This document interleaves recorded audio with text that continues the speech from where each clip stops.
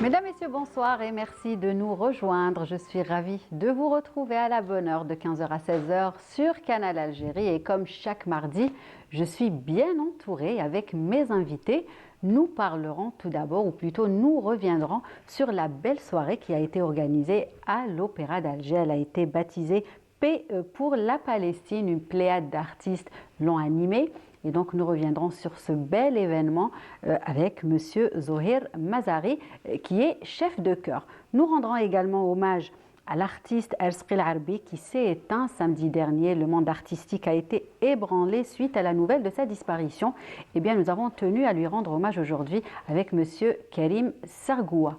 Nous nous intéresserons également aux langues et à la traduction.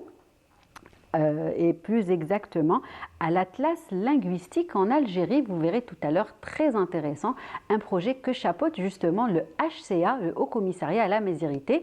Et pour en parler aujourd'hui, j'aurai le plaisir de recevoir Monsieur Boudjmaa Aziri. Et puis One, Two, Three, Viva l'Algérie, nous parlerons sport et d'actualité sportive.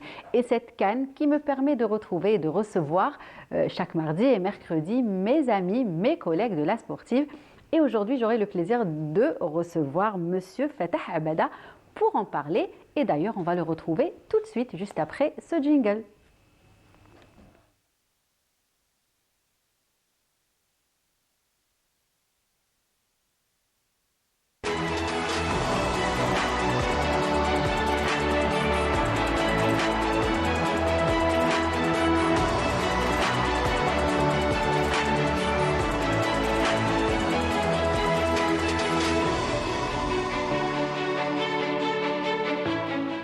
Bonsoir Fatah. Bonsoir. Comment ça va? Oui, Marhaba bik عندنا. C'est la première fois. Moi, je suis très contente en tout cas. Cette canne me permet de retrouver mes collègues. Donc, je suis contente. Hein. Tout le plaisir est pour moi, Merci. Tout le plaisir est pour moi. Alors, par quoi on va commencer? One, two, three, viva l'Algérie, ça c'est clair. Évidemment. Soir, ça tombe sur nous le jour J. Tout à fait. Tout à fait. On y reviendra le jour J, mais je commencerai, Lilia, par faire, j'allais dire, une petite récap de ce qui se passe dans cette Coupe d'Afrique. En fait, c'est une Coupe d'Afrique complètement inédite. Complètement inédite. Pourquoi? Parce que pleine de surprises. Je vais vous en citer quelques-unes. Alors, imaginez qu'il eût cru hier, en début d'après-midi, que le pays organisateur, la Côte d'Ivoire, se fait terrasser par la Guinée équatoriale 4-0. 4-0. Ce n'est pas la seule surprise, il y en a plein. Je vous dis 4-0, personne ne s'attendait à ça. Le Cap-Vert, par exemple, qui caracole en tête devant les Black Stars du Ghana et les Pharaons d'Égypte.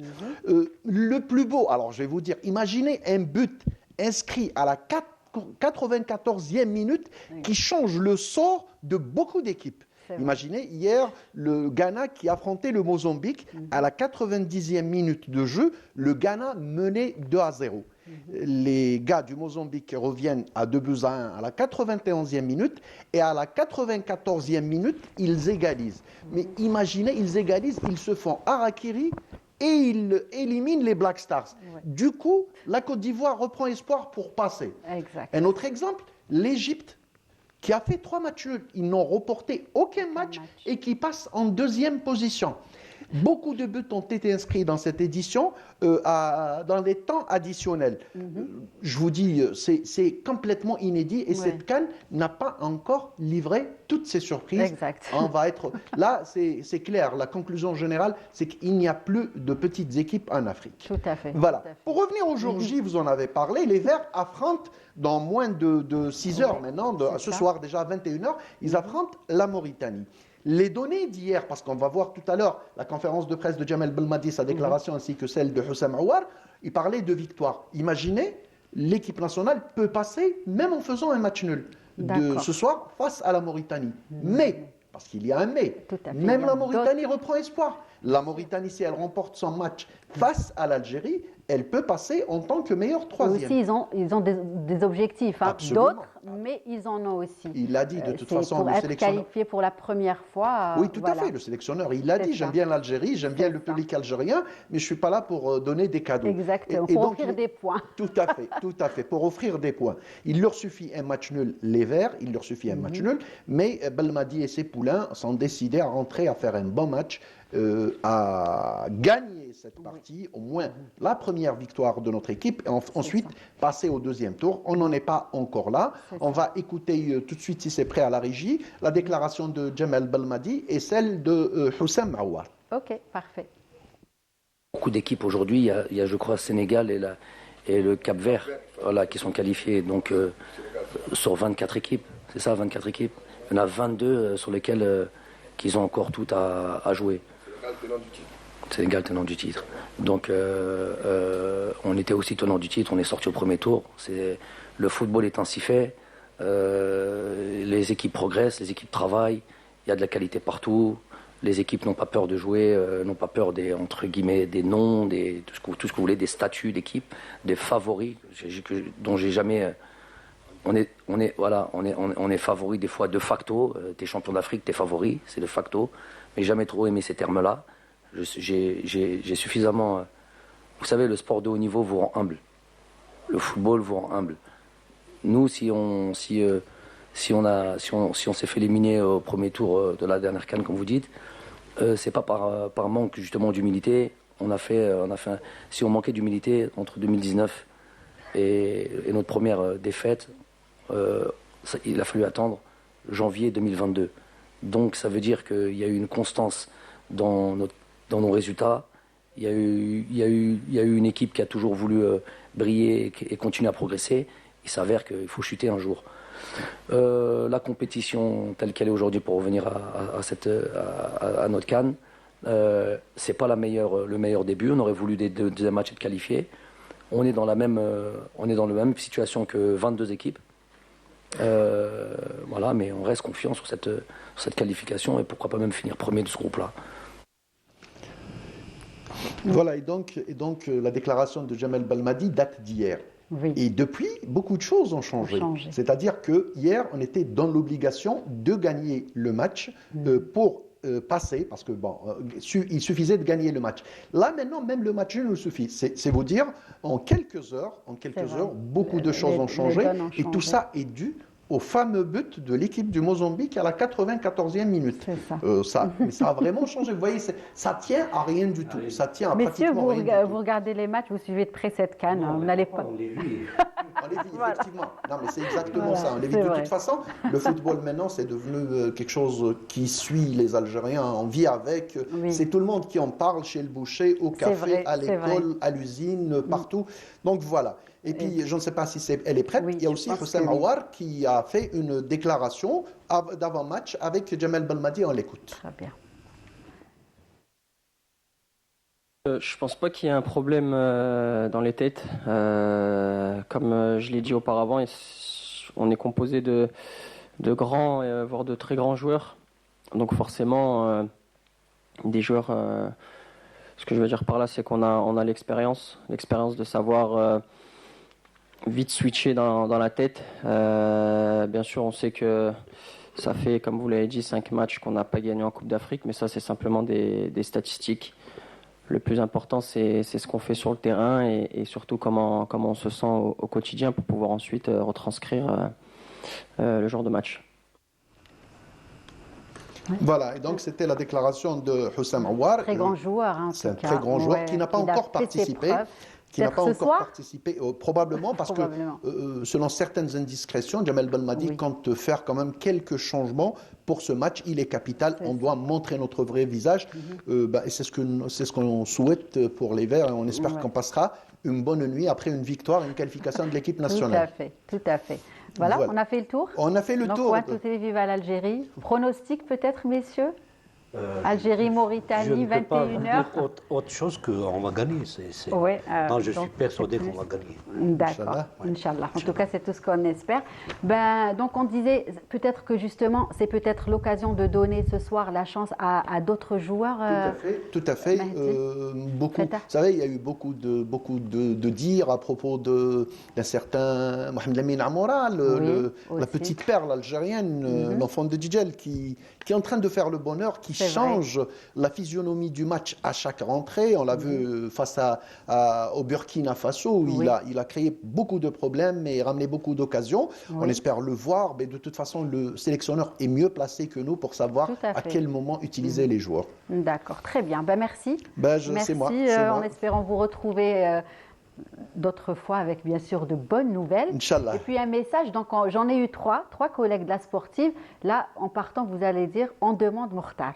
D'accord? Je compte sur vous? Absolument. Alors, Mokhtar, je lance. Lilia veut vous avoir. Voilà. Et s'il ne regarde pas, elle est en direct au bureau. D'accord? On demande Mokhtar. Merci beaucoup en tout cas. J'étais ravie de vous avoir cet après-midi. Et puis, on va continuer toujours avec le sport. Et justement, on va découvrir un reportage. Il s'agit d'une famille algérienne originaire de Tougourt qui est établie en Côte d'Ivoire depuis plus de 40 ans. Il s'agit de la famille Roula qu'on va découvrir à travers ce reportage. Allez.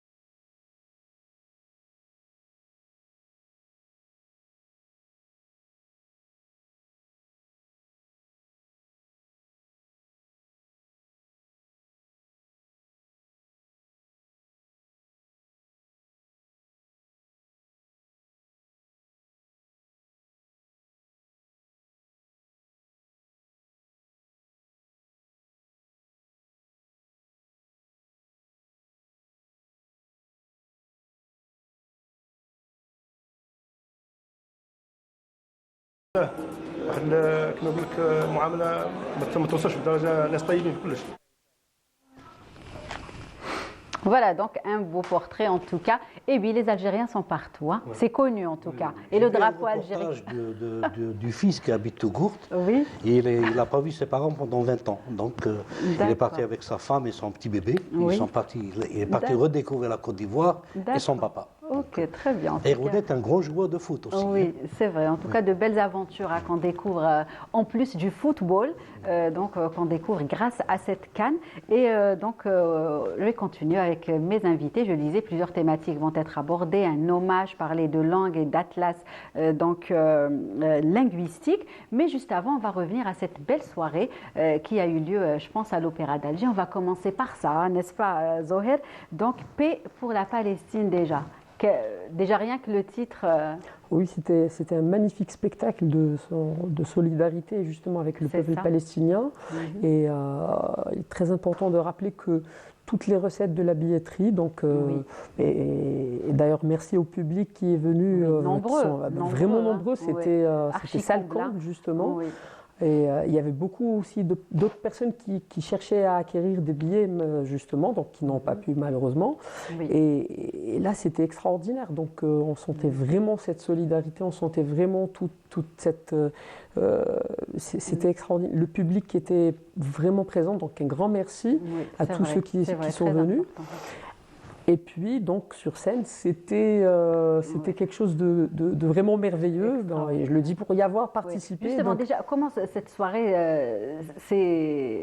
comment vous avez préparé déjà cette soirée? J'imagine pour les artistes, l'orchestre de l'Opéra d'Alger, bien évidemment, c'est lui qui a accompagné les artistes. Donc, comment ça s'est préparé pour justement répertorier les chansons que vous alliez présenter au public? Comment ça s'est fait? Écoutez, déjà, il faut rappeler qu'il y avait 150 artistes sur scène, donc entre orchestre symphonique de l'Opéra d'Alger, le chœur polyphonique d'Alger que j'ai l'honneur de diriger, donc de l'établissement agriculture. Il y avait aussi le chœur de l'IRFM d'El Rouat, donc qui a participé معنا, et c'était merveilleux. En plus du ballet de l'Opéra d'Alger, de l'ensemble andalou de l'Opéra d'Alger, sous la direction de Nedjib Kateb, et aussi donc une pléiade de voix algériennes qui ont porté ce message de paix justement et de solidarité. Voilà. Et là, on avait Manal Gherbi, on avait Nada Rihan, Asma Allah, Koussaïla Adjrad, Hassan Kishash sur du Mahmoud Darwish, et puis juste après sur du Mohamed El Badi. Alors c'est pour vous dire que ce spectacle était vraiment éclectique, et ce programme justement représente cette cause palestinienne qui n'est pas juste une cause arabe ou bien une cause juste communautaire, mais c'est une cause juste, humaine et universelle justement, et c'est ce que soutient l'Algérie d'ailleurs. Donc il y a un pays qui soutient toutes les causes justes depuis très longtemps. Et ce spectacle a vraiment dignement, je pense, représenté ça. En parlant du programme, donc ça a été concocté principalement par le directeur justement de l'Opéra d'Alger. D'accord, M. Bouazara. Un grand artiste justement, donc qui est l'initiateur de ce déjà de une ce belle spectacle. Initiative, voilà. Tout à fait. Déjà, Voilà. dès le départ. Et puis donc il y avait, c'était un programme auquel tout le monde a participé. Donc le maestro Lotfi Saidi qui est à la tête de l'orchestre symphonique de l'Opéra d'Alger, moi-même, donc voilà, exactement. Et là, c'était, on a tenu à ce que le programme puisse représenter plusieurs variantes, déjà qu'il y ait la musique algérienne, qu'il y ait notre identité qui porte la voix de ce message, mais aussi donc de grands titres célèbres, incontournables qui chantent la cause palestinienne, comme il y avait du Mohamed Abdel Wahab, il y avait du Nizar Qabbani, donc c'était Fayrouz, donc tout ça c'était. Mais en parallèle, donc, le chœur aussi a interprété, en compagnie de l'orchestre, des chants internationaux tels que Stand Up, donc, qui a été nommé Stand Up for Gaza justement. Donc Stand Up, la fameuse chanson du film Harriet, voilà, qui parle justement de ségrégation et tout. Donc le texte a été facilement adapté donc, en anglais et en arabe pour chanter donc, la cause palestinienne justement. Et là, c'était une génération de professionnels mêlés à une toute jeune génération. Donc, il y avait sur scène une jeune fille de 14 ans, donc Sirine Dina Khiari, que j'ai la chance d'avoir comme élève. Et là, c'était magnifique sur du Verdi, dirigé par un chef d'orchestre syrien, un grand ami de l'Algérie, Missa Akbar Boudarian. Et tout ça, c'était un spectacle fabuleux. Messieurs, vous avez eu la chance, vous avez pu y aller. Mais je sais que oui, pourtant vous êtes présents à toutes les occasions, M. Bouazara, qui est un grand ami au niveau de l'école des Beaux-Arts d'Alger, mais il y en a plein qui sont partis. Oui, mais malheureusement faire. D'accord, M. Azeri peut-être? Non, même non plus. Alors ce que je vous propose, allez, on va vous l'offrir cet après-midi, c'est de découvrir justement toute l'ambiance de cette belle soirée, baptisée Paix pour la Palestine, qui a eu lieu à l'Opéra d'Alger. On revient encore pour en parler.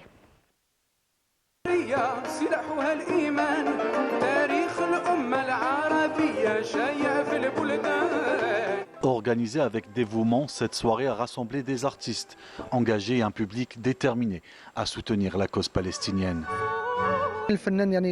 L'artiste peut transmettre un message et soutenir une cause à travers son art. En tant qu'artiste, nous sommes présents pour dénoncer les atrocités que subit le peuple palestinien. Nous soutenons les enfants palestiniens ainsi que leurs familles, parce qu'ils ont le droit de vivre leur enfance tout comme nous. L'Algérie a toujours soutenu la cause palestinienne et nous essayons de faire tout notre possible pour leur exprimer notre solidarité. Ce n'est pas la première fois que l'Algérie apporte son soutien à la Palestine. Nous, les Palestiniens, avons grandi avec la révolution algérienne, qui est un exemple pour nous. Manal Gherbi a ému l'audience avec Win El Malayin, une chanson engagée du répertoire palestinien.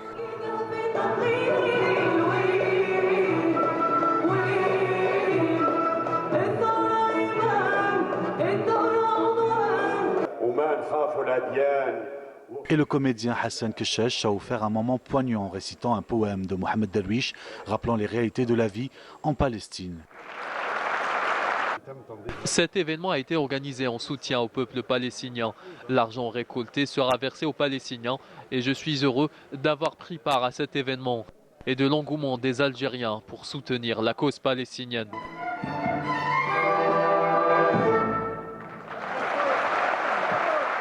Des moments symboliques qui ont créé une ambiance où la passion artistique s'est entrelacée avec l'engagement pour la cause palestinienne. Aujourd'hui, les artistes algériens ont clamé haut et fort leur soutien au peuple palestinien. J'aimerais vous rappeler ce qu'a dit Yasser Arafat. الشهيد الراحل ياسر عرفات قال لهم إذا ضاقت بكم الدنيا فاذهبوا إلى الجزائر. ذنب طفل في فلسطين مقمع. هذا ليس بجديد على الشعب الجزائري. Ce n'est pas la première fois que le peuple algérien répond présent pour soutenir la cause palestinienne et le peuple palestinien. Aujourd'hui, nous, Palestiniens, avons besoin de ce soutien plus que jamais.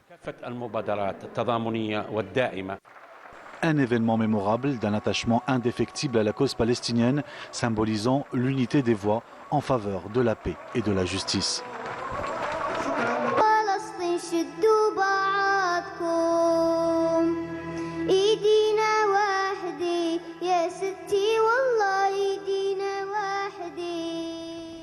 Voilà, petits et grands, en tout cas, ont mis la main à la pâte, j'ai envie de dire. Hein. Donc on vient de voir la fille du maestro, Lotfi Saïdi, justement Maria, qui a vraiment émerveillé tout le monde avec cette chanson qui est juste poignante. Tout à fait, c'est vraiment un pur moment d'émotion. Exact. Et puis, on va parler un petit peu d'interprétation. Vous aviez parlé de classique, hein, bien évidemment. Il y avait aussi des chansons algériennes qui parlaient de la Palestine, qui défendaient la cause palestinienne, qui ont été interprétées par nos artistes. Alors, il y avait justement l'incontournable Art Palestine de Mohamed El-Badji. Mais il y avait aussi des textes, un texte de Najib Kateb sur un Nqlab andalou. Donc c'était ça, il y avait Lamia Madini qui a interprété ça aux côtés d'une autre merveilleuse voix de l'ensemble andalou de l'Opéra d'Alger. Et c'était ça, c'était faire passer un message que notre culture puisse justement porter la voix de cette cause aux côtés de plein d'autres styles.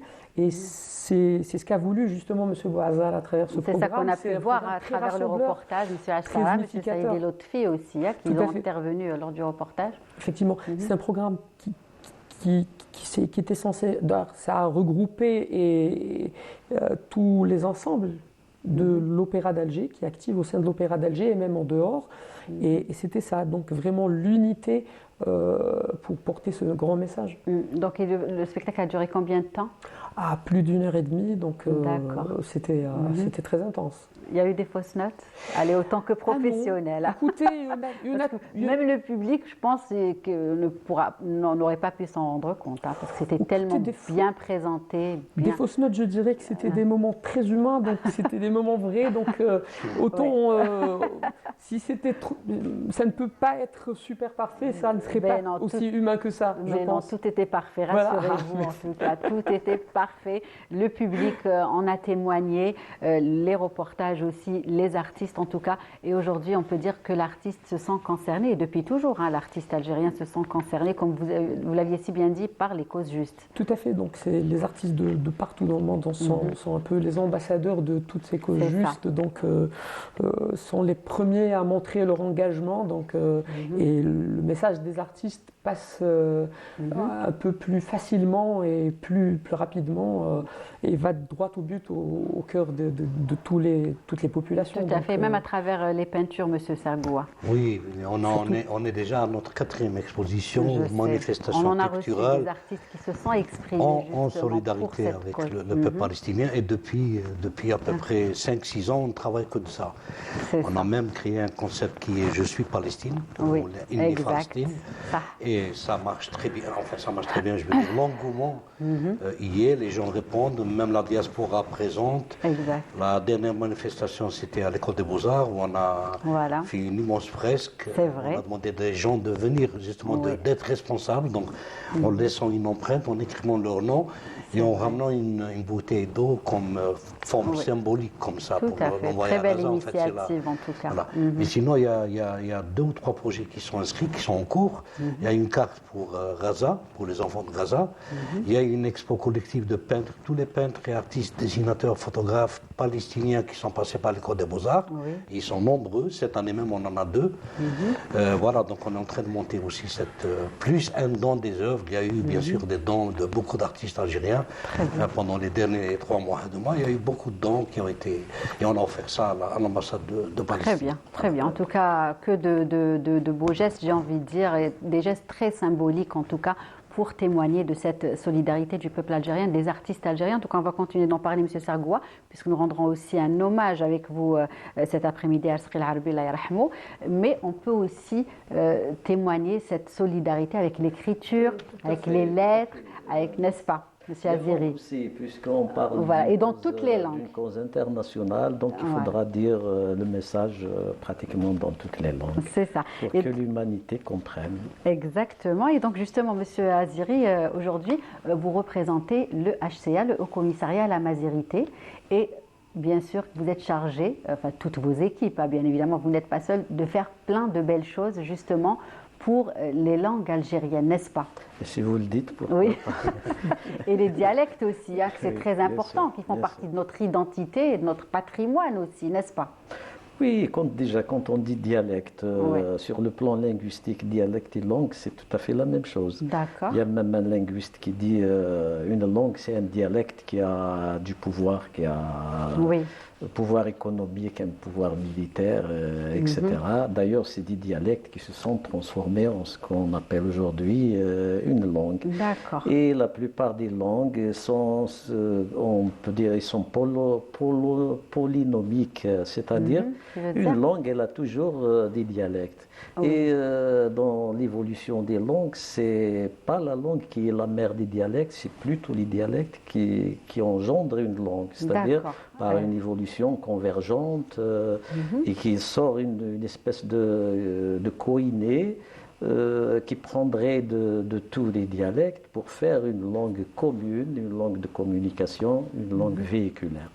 C'est le cas pratiquement de toutes les langues.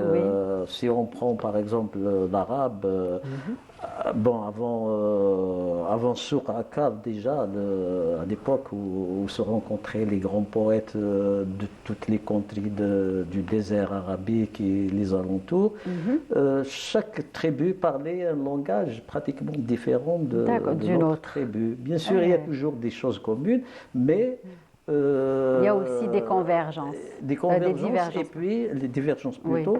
Et puis, bon, il y a un critère pour dire que c'est la même langue, c'est le critère d'intercompréhension. C'est-à-dire, il y a des tribus où il y a l'intercompréhension, il y a d'autres... mais avec les grands poètes de la Jahiliya, les Mu'allaqat, etc., tout le monde voulait comprendre ce qu'il y a dans ces Mu'allaqat qu'on suspendait à la Kaaba à l'époque avant l'islam. Il s'est formé à partir du langage de ces poètes et il s'est formé cette coïnée, cette langue arabe qu'aujourd'hui on enseigne à l'école, qu'on appelle langue littérale, langue scolaire, langue arabe polynomique qui regroupe tout le monde. La même chose pour le français, par exemple. Toutes les langues. Pour l'arabe déjà, il y a aussi un autre facteur qui a contribué énormément à ça, c'est le Coran. Le texte coranique à l'époque. L'arabe du Coran à l'époque était presque courant chez les gens, mais plus maintenant. Maintenant, ça devient une espèce de langue coranique qui n'est pas tout à fait celle qu'on parle aujourd'hui. Donc il y a ces facteurs-là. Le français, c'est la même chose. L'allemand, c'est surtout par la traduction qu'on a aujourd'hui un Allemand moderne, fédérateur de tous les Allemands, parce qu'avant Luther au XVIe siècle, avant qu'il ne traduise la Bible et avant les romantiques allemands qui ont traduit les classiques, les œuvres classiques grecques et latines, il y avait des dialectes allemands et ils avaient une sous-littérature, une littérature très pauvre, mais avec la traduction, cet apport-là, et il en est sorti l'allemand moderne. D'ailleurs, Luther disait qu'il a rassemblé pratiquement des connaisseurs, des linguistes de toutes les variétés parlées en Allemagne. Il leur a dit, je veux qu'on traduise la Bible avec le langage du marché, le langage que comprendrait la ménagère. On va revenir chez nous en tout cas. On va peut-être parler justement des différentes langues, peut-être dialectes qui ont disparu. Vous avez eu à travailler dans ce sens. Bon, le HCA a été sollicité par l'UNESCO pour être le point focal dans la révision pratiquement de l'Atlas linguistique, World Atlas of Languages. On a une équipe qui est sur le terrain, qui a sillonné l'Algérie, tout notre beau pays, justement pour recenser des dialectes, certains que parlaient que quelques personnes. C'est-à-dire ils sont vraiment hyper menacés de disparition. C'est ça, malheureusement. Notre ami Hamdan Touati qui a sillonné, qui était à la tête de cette équipe, nous a raconté une anecdote. Il avait enregistré la veille Heureusement qu'il avait enregistré. On lui a dit que c'est parmi les 2 ou 3 qui parlaient cette variété amazigh. Et le vieux il était tout content parce qu'il a été valorisé. On sait que les langues disparaissent parce que lorsqu'ils sont dévalorisés, lorsqu'on dit bon, elles ne valent plus rien, elles ne servent plus à rien, donc les gens ne les transmettent pas. Et quand la transmission s'arrête, la langue peut disparaître. Donc il m'a dit qu'il parlait, il ne voulait plus s'arrêter. Puis à un moment donné, il chantait dans cette langue. Et vous avez le nom de ce... Et le X, c'est que je ne me rappelle pas. La langue, si. Il y a la langue du Tet et du Touet, que l'Atlas international renseigne sous forme de langue de Touet ou quelque chose comme ça, mais qui a un nom Takshurt. Les autochtones l'appellent Takshurt. D'accord. Donc nous, on continue avec ce vieux, on finit l'anecdote. Justement, il est décédé 2 jours après. Voilà, 2 jours après. Et heureusement que ça a été enregistré. Notre collaborateur a eu le réflexe, la présence d'esprit de l'enregistrer. Et puis ses enfants sont venus lui demander cet enregistrement pour garder un dernier souvenir. Tout à fait. Et répertorier cette langue ou ce dialecte aussi. Donc si je m'explique un peu plus sur cette classe linguistique, donc le HCA, donc il est choisi par l'UNESCO pour enseigner cet atlas linguistique de tous les parlers en Algérie. Beaucoup de parlers, beaucoup de variétés amazigh par exemple, on leur donne le nom de la localité. Alors que lorsque notre équipe a demandé aux gens comment s'appelle la langue que vous parlez, ils donnent un nom de cette langue. Par exemple, Wadrir. Sur l'Atlas, on retrouve Tamazigh de Wadrir ou parler de Wadrir, quelque chose comme ça. Mais eux, ils l'appellent Sougrirt. Ceux de Tet et de Touet, aussi, on la dénomme par langage de Touet, de Tet. D'accord, donc mais chacun va appeler... Ça, eux, les autochtones l'appellent Takshurt. C'est ça. Et très peu de gens la parlent et elle encourt un risque énorme de disparition. Alors, notre équipe, qu'est-ce qu'on va proposer? On va proposer un peu de reprendre les noms véridiques, ceux qui sont en usage par les locuteurs de ces langues, et les mettre sur l'Atlas, parce que finalement, l'ancien atlas linguistique, il est renseigné par des grands linguistes qui ne sont pas toujours d'ici, qui ne sont pas algériens. D'accord, oui. Peut-être qu'il n'y a pas eu assez de recherche, il n'y a pas eu assez d'aller-retour aux sources, on va dire, pour bien faire le travail correctement. Oui. Et d'ailleurs, on a senti ce vide. Nous avons organisé même un colloque à Adra sur l'atlas linguistique en Algérie. Il y avait des universitaires qui ont intervenu, chacun a explicité un aspect.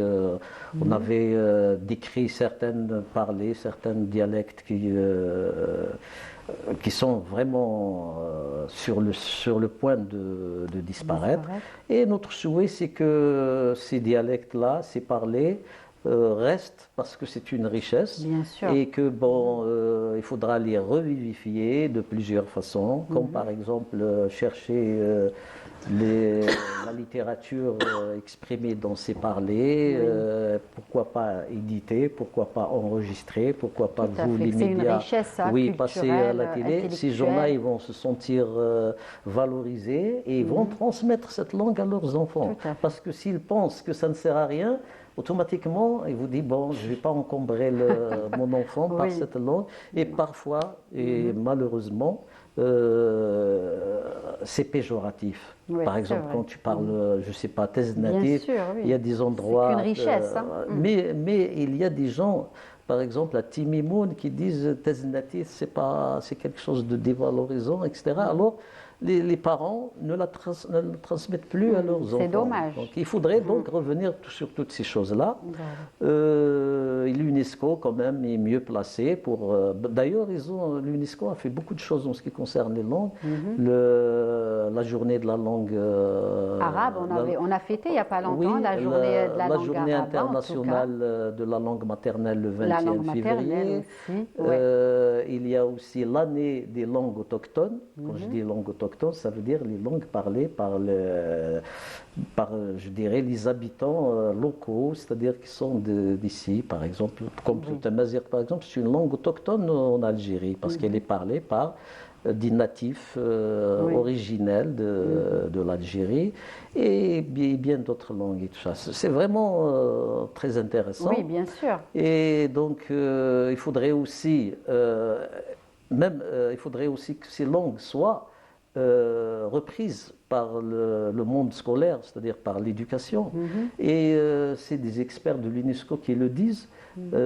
Un enfant qui est scolarisé, qui fait sa première scolarité dans sa langue maternelle, a beaucoup plus de chances de réussir que celui qui l'a fait dans une autre langue, même s'il s'agit de l'anglais ou d'une langue qu'on peut considérer comme étant... Donc nous, en Algérie, on a la chance d'avoir cette richesse linguistique. Et bien sûr, cette richesse linguistique, elle est aussi en rapport avec la richesse culturelle, la variété culturelle. Nous avons une richesse culturelle. Si la richesse linguistique s'éteigne, c'est aussi la culture qui se rétrécit. Et d'ailleurs, maintenant, les Occidentaux sont revenus sur cette hégémonie de l'anglais qui est en train de phagocyter leur langue et qui est en train de standardiser la culture, la manière de penser, l'hégémonie américaine, etc. Donc, toutes ces choses-là, ça commence à bouger dans le monde. D'accord. Est-ce qu'on peut, quand vous parliez tout à l'heure de langues qui disparaissent, de dialectes qui disparaissent, de langues aussi, est-ce qu'il s'agit des langues mortes? Est-ce que c'est ça qu'on considère langue morte ou non? Langue morte, il y a des grandes langues qu'on appelle des langues mortes, comme le latin par exemple, on appelle une langue morte. Mais ce qu'il faut voir aussi, c'est que le latin, avant de mourir, il a laissé des enfants, entre guillemets. Il a le latin, l'italien, le français, on les appelle tous des langues romaines, l'espagnol, etc. Donc, ils sont des langues romaines. Et le latin, il vit aussi dans toutes ces langues. Par exemple, si on prend le lexique du français, 80% du lexique du français est d'origine latine.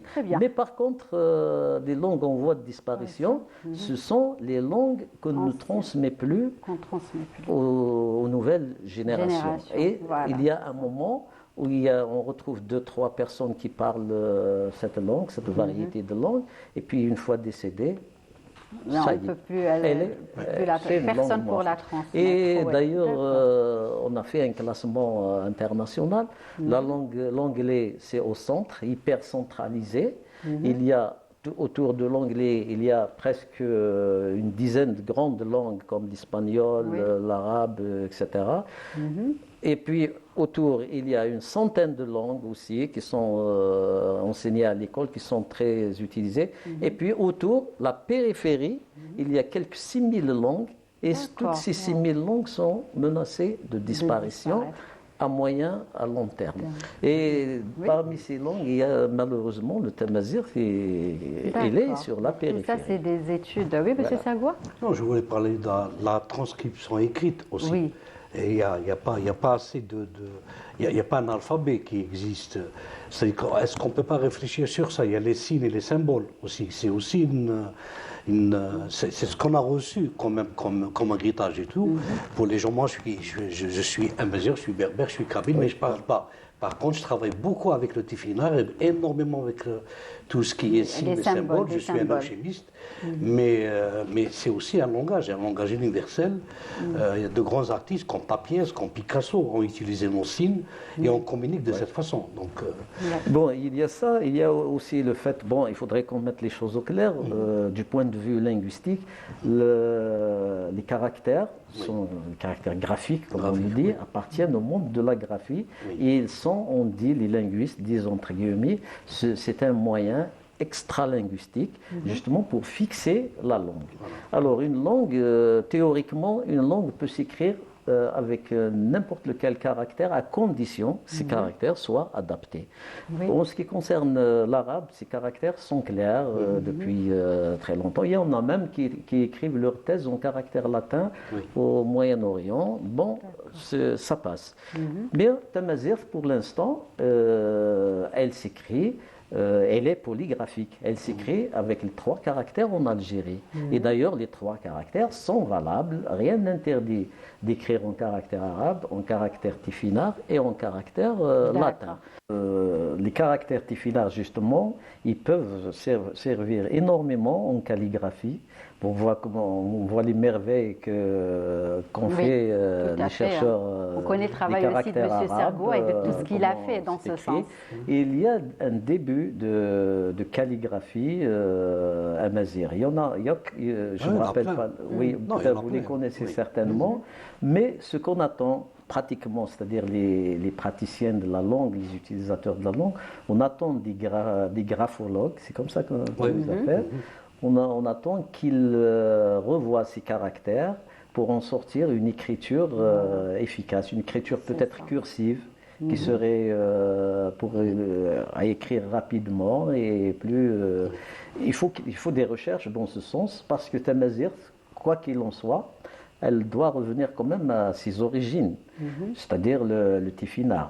C'est vrai que elle a été écrite en caractère arabe pendant le Moyen-Âge, mais c'était pas vraiment, il n'y avait pas de recherche, il n'y avait pas d'adaptation de ces caractères, c'est-à-dire l'auteur écrit comme il le veut, comme il l'entend.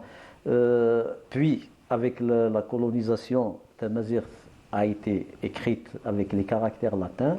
Et là, il y a quand même du travail qui a été fait. Les premiers pères blancs et les premiers militaires qui ont fait de la collecte de la littérature amazigh, ils ont écrit d'une certaine façon. Et puis il y a eu le FDB après, c'est-à-dire c'est toujours des ecclésiastiques qui ils ont un peu amélioré, et puis il y a eu Mouloud Mamri qui a amélioré, mais ça reste toujours pas suffisant jusqu'à maintenant. Mais pour l'instant, c'est des caractères qui sont pratiques. Voilà. Alors nous, on attend à ce que les caractères tifinagh soient aussi pratiques, parce que pour les nouvelles générations, parce que il y a beaucoup de travaux qui ont été faits en caractère latin, on ne peut pas comme ça aujourd'hui dire à des gens qui ont passé toute leur vie à écrire comme ça, de faire tout de suite, de s'adapter. Mais pour les nouvelles générations, je crois que c'est nécessaire de leur préparer une écriture Quitte à ce que deux écritures aillent ensemble. D'accord. Mais le plus important, c'est qu'un travail justement et des recherches sont faites dans ce sens. Et aussi, tout le mérite revient au HCA qui fait beaucoup de choses. En tout cas, toutes vos équipes font beaucoup de belles choses pour justement ces langues, pour notre identité, pour voilà. Oui, pour rappel, le HCA a organisé une rencontre, je crois, si je ne me trompe pas, à Janet il y a quelques années, sur les Tifina, sur l'écriture. Peut-être vous étiez au courant. Voilà. C'est écrit sur les parois, hein, du Tassili. Oui, justement, il y a plusieurs Tifina. Oui, il y a celui le plus connu, le plus développé, celui de l'Est, l'Istel de Douga, où le fils de Massinissa a félicité son père pour la 10e année du trône. C'est un texte, en tout cas, c'est un très beau sujet, et très puis, profond. Si vous allez au sud, vous trouvez que les fresques du Tassili, c'est aussi un tifinagh légèrement différent. Et si on a aussi les néo-tifinagh qu'on trouve sur Internet aussi, qui diffèrent un petit peu. Nous, on a énormément travaillé sur ça. Il y a Hamza Bounoua, il y a Rachid Kourichi, il y a moi, il y a Denis Martinez, Mesli. On a un grand ami. On a beaucoup travaillé avec le HCA à ses débuts. J'ai été pas à l'origine, mais j'ai travaillé dans les 2 premiers almanachs de HCA où on a utilisé un petit finard et tout. Et on est de très grands amis avec Youssef Nassib. Son frère travaille sur le tifinagh aussi, Rachid, le plasticien. Voilà, donc cette écriture il faudrait peut-être réconcilier les Touaregs avec le modernisme et leur. Ils sont en train de faire, on a fait un workshop. Maintenant, ils s'accrochent trop à l'ancien tifinagh, ils vous disent c'est ça, sinon rien. Non, ils ont développé, je suis avec des designers, on a fait des workshops à Janet. Et justement, Monsieur Jawab, parce que vous en parlez aujourd'hui avec vous, malheureusement, on va finir avec une triste nouvelle. Celle, donc, comme je le disais tout à l'heure, le monde artistique a été ébranlé suite donc, à la nouvelle, la disparition d'Elsri Larbi, artiste peintre, qui a fait plein de belles choses. Alors, qu'est-ce que vous pouvez nous dire cet après-midi? Merci déjà d'avoir accepté de venir. J'ai accepté parce qu'il faut parler de lui, les gens le connaissent, mais il est très discret. C'est un artiste hors pair, c'est quelqu'un qui a touché à tout. Il a fait l'école de Beaux-Arts, donc on était presque de la même promotion. Lui, il est rentré en 78 jusqu'en 82. Et moi, je suis rentré en 80. Voilà, c'est l'Aïrahmou. C'est un poète, c'est un écrivain, c'est un cinéaste qui a fait beaucoup de pièces de théâtre avec des grands messieurs comme Aloula, comme Ziani, comme des jeunes aussi, des jeunes. Il a contribué au décor de beaucoup de films, que ce soit des films classiques ou des films berbères, qui parlent un peu de, comme la montagne de Beya, comme Machahou, avec de grands messieurs. Il a lui-même produit un film et dirigé un film, son dernier film d'ailleurs. En étant malade déjà, très malade, il a fait ce film, il a terminé le film, il est sorti dans 2 ou 3 festivals, je crois, Winna. Et voilà, donc c'est quelqu'un qu'on a vraiment, c'est une grosse perte après avoir perdu Méziane Farhani en début de semaine. C'est vrai. D'ailleurs, ils ont sur le net, il y a une très très belle interview qu'a fait Méziane Farhani à Ars Arbi, justement. Il faut absolument la lire parce qu'elle est superbe en 2 personnes qui partent dans la même semaine. Donc il tenait à être enterré à Bouira. Oui, lui, il est de Bouira. À Ras Bouira, donc beaucoup de gens étaient là-bas, beaucoup d'artistes, beaucoup de cinéastes, d'hommes de théâtre, des citoyens et pratiquement toute la ville de Bouira. C'était un enterrement très en face de Djurdjura, en plein soleil en face de Djurdjura. C'était une pourtant al-Asr, il faisait un soleil pour lui, quoi. Donc voilà, c'est quelqu'un qui était imprégné de tout ce qui est art traditionnel, populaire. Tout ce qu'il faisait avait des sources ancestrales. C'est que même les tissus, même les costumes, il est costumier de plusieurs films et plusieurs pièces de théâtre, où il ne fait pas n'importe quel. C'est lui, par exemple, qui m'a montré la véritable fauta, le tissu de la véritable fauta berbère, par exemple. Il m'a dit tout l'autre, c'est commercial, c'est vraiment... Et au toucher, c'est vraiment... Vous savez, moi, je suis quelqu'un qui ne croit plus aux artistes. Parce que c'est plus le 19e siècle. C'est plus la même... Mais il y a quand même des artistes qui ont un aura, que dès que vous les voyez, vous discutez. Parce que l'artiste, ce n'est pas un savoir-faire, c'est tout un ensemble de choses. Beaucoup de choses qui rentrent. C'est énormément de choses. C'est votre façon de parler, de réfléchir, de vous asseoir, d'être, comment parler avec les gens, d'écrire, de peindre, lui, il fait partie de tout ça. C'est que vous le voyez, c'est un artiste. En rigolant comme ça, on voit quelqu'un avec un chien, cheveux longs et tout, on dit « Ah, c'est un artiste ». Non, lui, c'est réellement, il avait une âme. Un véritable artiste. Lors de son enterrement, là, quand on a fait la levée du corps de sa maison ici à Alger, donc on l'a mis dans son atelier. On dirait qu'il était vivant, quoi. Il y avait ses peintures, ses objets, ses sculptures, ses projets, tout était dans cet atelier salon. Et voilà, donc c'est comme s'il était vivant, tout ça. Et tout le trajet jusqu'à Bouira, il était présent avec nous, il est présent. On est en train de recevoir énormément de lettres de condoléances, mais aussi de lettres hommages de par le monde, par des artistes. Il a collaboré avec des gens. Il a collaboré avec énormément de personnes, mais il est d'une modestie hors pair. Hors pair, extrême, très discret. Il est au service des autres d'une générosité incroyable. C'est un véritable... Et il ne prend jamais les choses à la légère, c'est-à-dire qu'il vous lui donnez un sujet à travailler, il va essayer toutes les... S'investir totalement. Je me rappelle d'un coup de gueule qu'il avait fait en 83 à l'école des Beaux-Arts, on avait organisé les réformes, il voulait visiter le Tassili, à Nadjer, et il trouvait que c'était plus cher, c'était plus simple d'aller passer une semaine à Paris que d'aller passer une semaine au Tassili Nadjer. Je me rappelle très très bien. Il s'est levé parce qu'il y avait le ministre, il y avait des gens et tout. Et il a crié, il a dit, moi je veux aller voir mon pays, je veux aller découvrir tout ça, mais ça me revient plus cher de payer un guide, de payer le trajet, que d'aller passer une semaine à Paris, à me balader dans les galeries et tout. Voilà, il est parti quand même, il a vécu, il connaît très bien le pays, très très bien.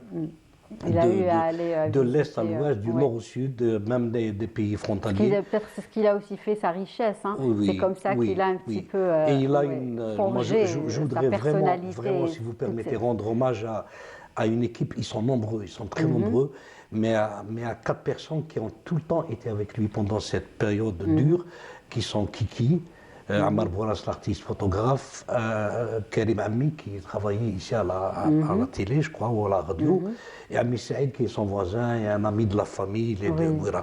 Ces gens-là, c'est des amis, mais franchement, et Khaled Louma aussi, de T34. Donc, ça aussi, c'est bien, cette solidarité d'être présent. Ça a permis d'être bien entouré. Bien entouré. Quand on est malade, on a besoin justement d'être... Il était un peu fatigué, un peu malade. Il a guéri, mais après, il a rechuté et tout. Et il nous laisse un legs assez important de peinture, de dessin, mais aussi de films. Son dernier film, il a eu 2 sorties ici en Algérie, c'est tout, dans le monde, je crois. Et voilà, donc son legs et continuer sa démarche dans la recherche plastique et artistique il a laissé beaucoup de choses et justement, Monsieur Sargo, malheureusement, il est de Bougie. Oui, et justement, en parlant d'art plastique et de peinture, quel était son style? Alors, il a un style, en fait, il avait commencé avec tout ce qui est un peu signe et tout, comme pratiquement tous les artistes un peu engagés et tout. Mais après, non, il est parti vers le côté support, technique, support, très abstrait comme chose, mais jamais à titre de vide comme ça. Il a toujours des concepts très poétiques, très littéraires. Après, il les développe en peinture. Et il peut dessiner, sa dernière expo, il a fait une série, par exemple, de signes comme la flèche, comme le sens interdit, par exemple, mais il leur a donné un aspect assez esthétique, très très beau et tout. Il a fait énormément de photos, donc c'est comme si il savait, alors que ça fait quand même un moment, il était en forme. Et c'est des t-shirts où il a pris en photo les portraits de tous ses amis, par exemple, proches artistes. Il a écrit, c'est pour l'avenir. Dans ces t-shirts, on les a avec nos portraits et tout. Et voilà, donc c'est quelqu'un qui travaille beaucoup la matière, beaucoup l'anecdote, c'est dans son enterrement, quand on a mis les pierres tombales et tout. Là-bas, il mouille la terre cacher toutes les petits trous de la tombe. Et c'était sa façon de travailler aussi. D'accord. Ça, c'était très... J'ai pris une photo parce que je ne pouvais pas ne pas prendre une photo parce que c'est exactement comme ça qu'il travaillait le début aussi. C'est avec sa main, la terre, sur des supports et tout. Donc, voilà. En tout cas, un bel artiste dans l'âme, dans les créations, dans le travail, justement, tout ce legs qu'il a laissé, n'est-ce pas? C'est vraiment un legs très important, pas simplement dans le côté pratique, mais dans le côté comportement avec l'autre, discussion, générosité et surtout modestie. Bon, il est très modeste et c'est une grosse perte. Oui, en tout cas, Allah yarhamou, comme on dit. Et puis on a tenu à lui rendre hommage cet après-midi à travers notre émission. Et franchement, vous avez vraiment bien fait d'accepter notre invitation et de venir accepté parce témoigner que je sais avec que ses Saha. amis Ça nous proches touche, en tout sont cas. encore touchés, sont très touchés par la perte. J'ai pris cette responsabilité de venir parler de lui. Bien sûr. J'ai pris aussi la responsabilité de tout organiser sur Facebook, enfin tout organiser, mais de rester à... Vous savez, quand vous êtes un peu dans le milieu, vous êtes un peu une cheville ouvrière sans le vouloir. Hein. C'est vrai. Et les gens vous font confiance, donc tout le monde vient. Donc, En tout cas, voilà, vous la avez presse, parlé la avec radio. beaucoup de sincérité. Exactement, voilà. C'est comme ça que le message passe le mieux. Voilà, merci. Il est comme ça. Voilà. C'est vrai, en tout cas, merci beaucoup, Monsieur Sagua. Ça nous touche que vous soyez là, de témoigner aussi et de partager toutes ces belles histoires, en tout cas, avec nous cet après-midi. Donc, je vais finir aussi peut-être avec Zoher. Merci d'avoir accepté cette invitation. Et puis, peut-être une deuxième soirée, épisode 2. Espérons que ça peut se faire. On garde espoir, en tout cas pour ceux qui ont raté justement cette belle soirée, comme M. Sagua, M. Aziri et moi-même, malheureusement. Cordonnier mal chaussé. J'ai vu des choses sur YouTube. Oui, on a justement, et ça a été transmis en direct, et je pense qu'il y aura des rediffusions sur les différentes chaînes. Très bien, mais bon, être à l'opéra, c'est encore mieux, et j'espère qu'on pourra... Moi, franchement, je voudrais juste... un dernier mot, allez-y vite. Je voudrais vraiment rendre hommage à ce grand monsieur qui est Bouazza. D'accord, très bien. Je l'aime beaucoup. S'il me voit, je l'aime beaucoup, ce monsieur. Oui, c'est vrai. Franchement, très bien. Bon, en tout cas, le message est passé. Franchement, c'est voilà. Il a et tout puis, de suite un grand monsieur. Partout là où il va, j'ai eu à travailler avec lui. Très bien. Messieurs, merci, Monsieur Aziri. Merci beaucoup. Plaisir de vous revoir. Et avant de finir, une petite dédicace à des téléspectateurs, donc à des gens qui nous suivent. Et puis aujourd'hui, c'est Anissa Bouzi, notre collègue, et Youssef Kouidri, son mari, qui présentent leurs félicitations à Dadi et Siham Kouidri, et ce pour la naissance de leur petite Julia Kouidri. Voilà, donc on souhaite un prompt rétablissement à la maman et puis une longue et belle vie à Julia Kouidri, entourée de ses parents et de toute sa famille, notamment de son oncle Youssef Kouidri, pourquoi pas. Voilà, et c'est ainsi, je pense, que s'achève notre émission. Merci à vous de nous avoir suivis et puis nous aurons le plaisir avec toute l'équipe de vous retrouver demain, toujours de 15h à 16h à la bonne heure sur Canal Algérie. Prenez soin de vous et très bonne suite des programmes sur Canal Algérie et bien évidemment un programme à ne pas rater, Algérie-Mauritanie à 21h. 1, 2, 3, viva l'Algérie.